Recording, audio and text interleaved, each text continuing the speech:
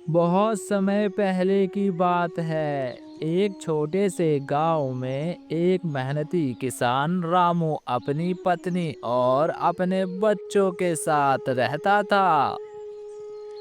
वह खेती करके अपना और अपने परिवार का गुजारा किया करता था। रामू की ईमानदारी और मेहनत के कारण गांव वाले उसका बहुत सम्मान किया करते थे। लेकिन उसकी फसलें अक्सर खराब हो जाती थी, क्योंकि गांव के पास एक बड़ा जंगल था जहां पर एक भयंकर राक्षस रहता था।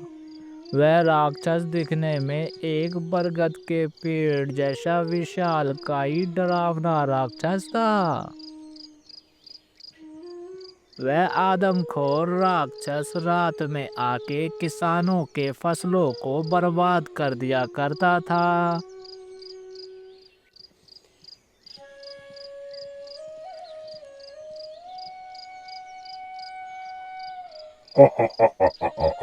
काफी स्वादिष्ट फसलें थी इन गरीब किसानों की। मेरा तो पेट भर चुका है।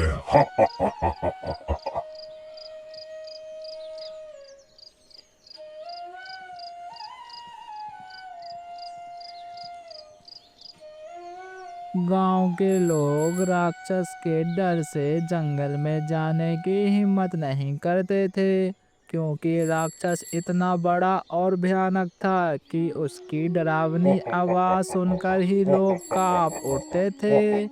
कई बार गांव वालों ने राक्षस को भगाने की कोशिश की, लेकिन वह हर बार उस राक्षस से हार जाते थे।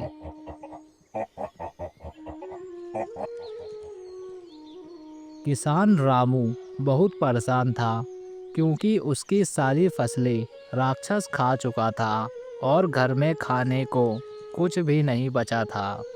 तभी रामू अपनी पत्नी से बोलता है, शांति मैं बहुत परेशान हूँ, क्योंकि जंगल में रहने वाला वो दानव रात में आके हम सभी गरीब किसानों की फसलों को चट कर जाता है। उस दानव की बढ़ती भूख की वजह से नुकसान हम सभी गांव वालों को हो रहा है। कैसे हम पालेंगे अपने परिवार को? यही चिंता मुझको सताई जा रही है शांति। अब मुझे ही कुछ करना होगा, इसीलिए मैंने एक फैसला लिया है शांति। मैं उस दानव के पास जाकर उससे बात करूंगा।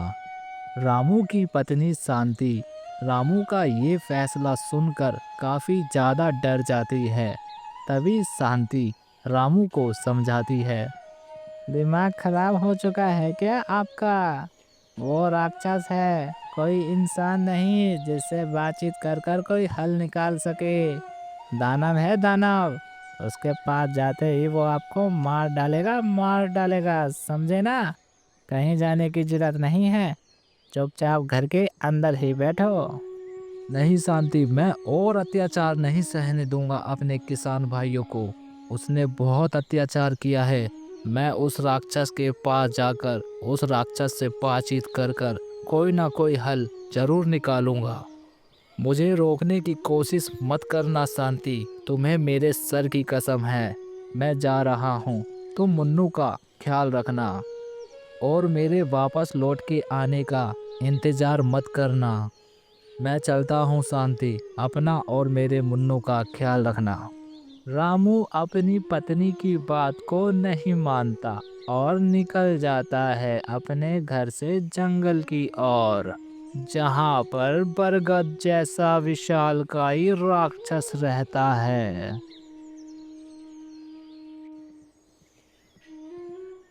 रामू अपनी जिद में अड़ा, किसी की भी बात ना सुनकर बस जंगल की ओर अपने कदम बढ़ाता ही जा रहा था। तभी रामू कुछ देर बाद जंगल के अंदर पहुंच जाता है और पहुंचकर रामू देखता है एक विशालकाय राक्षस को, जो बरगद जैसा विशाल था और दिखने में भी बहुत डरावना लग रहा था। पर रामू राक्षस को देख के तनिक भी नहीं डरता। रामू अपने अंदर हिम्मत कर राक्षस के थोड़ा करीब जाकर राक्षस को आवाज लगाता है। सुनो राक्षस भाई, मैं जानता हूँ तुम्हारी भूख बहुत बड़ी है, इसीलिए तुम हम गरीब किसानों के खेत का अनाज खा जाते हो। इसीलिए मैं तुम्हारे पास आया हूँ। तुम्हें मेहनत भी नहीं करनी पड़ेगी राक्षस भाई, और तुम्हारा पेट भी भर जाएगा। रामू की बात सुन तभी राक्षस बोलता है। हा हा हा हा हा हा। कैसा सुझाव लेके आया है तू गरीब किसान? तू मेरी भूख मिटाएगा? तेरे खुद के तो लाले हैं खाने के, भला तू मेरी भूख कैसे मिटा सकता है? हा हा हा हा हा हा। अब सुन तू ध्यान से मेरी बात, पहेलियों को मत बुझा, नहीं तो मुझे गुस्सा आ जाएगा। साफ साफ बोल, बोलना क्या चाहता है तू? अगर मुझे तेरा सुझाव अच्छा लगा तो मैं तुझे जीवित छोड़ दूंगा। अगर मुझे तेरा सुझाव अच्छा नहीं लगा तो मैं तुझे यहीं मार कर खा जाऊंगा। हा हा हा हा हा हा हा हा। दानव की धमकियों को सुन रामू को तनिक भी डर नहीं लगता। तभी रामू बोलता है। राक्षस भाई, अगर तुम हमारे खेतों की रक्षा करते हो तो हम सभी किसान मिलकर तुम्हारे लिए हर साल अनाज को अलग रख देंगे। इससे ये फायदा है कि तुम्हें परिश्रम नहीं करना होगा। राक्षस भाई, तुम्हारे पास बैठे ही बैठे हम खुद खाना लेकर आएंगे। बोलो राक्षस भाई, क्या बोलते हो तुम? राक्षस ने रामू के प्रस्ताव पर विचार किया और थोड़ी देर बाद मान गया। ठीक है किसान, मैं तुम सभी किसान भाइयों के खेत की रक्षा करूंगा, और बदले में अपना वादा याद रखना, हर साल मेरे पास खुद अनाज चलकर आ जाना चाहिए। अगर तुम सभी किसान अपना वादा पूरा करते हो तो मैं भी वचन देता हूँ, मैं आज के बाद तुम सभी किसानों के फसलों को नुकसान नहीं पहुँचाऊंगा। मैं खुद तुम्हारे फसलों की रक्षा करूंगा। राक्षस और रामू में दोनों में समझौता हो जाता है और रामू वहां से समझौता कर निकल जाता है। थोड़ी देर बाद रामू जंगल से निकल अपने गांव पहुंच जाता है और अपने सारे किसान भाइयों को राक्षस से समझौते के बारे में बताता है। रामू की बात सुनकर सभी गांव के किसान भाई बहुत खुश होते हैं। राक्षस से छुटकारा तो मिला, ये सोचकर बहुत खुश होते हैं।